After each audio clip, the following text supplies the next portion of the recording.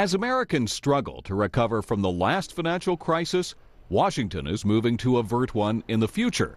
The legislation increases regulation of the financial sector and is intended to protect investors and consumers alike.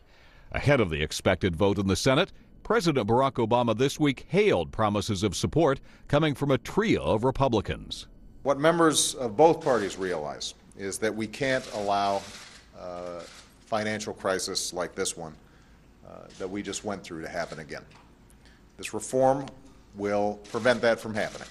Right. Well, the financial regulatory reform bill will help prevent a future crisis, but it won't prevent all future crises. So the 2,300-page bill gives regulators broad power to rein in banks and makes it easier to liquidate large financial firms, authority that was sorely lacking when the financial crisis took down massive companies a couple of years ago.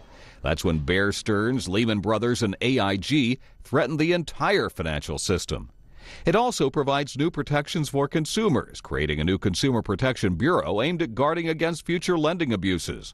That's like those that allowed home buyers to gain access to risky mortgages, many of which they ultimately couldn't afford. Many parts of the bill are left up to the regulatory agencies to work out the particulars, and how the details are worked out is going to matter for whether this reduces risks or instead is onerous and reduces the credit available to American families and American businesses.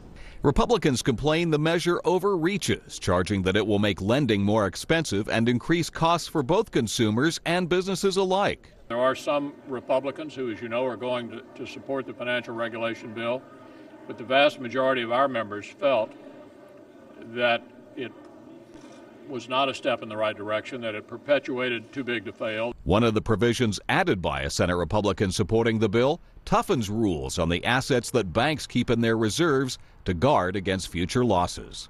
Mark Hamrick, The Associated Press, Washington.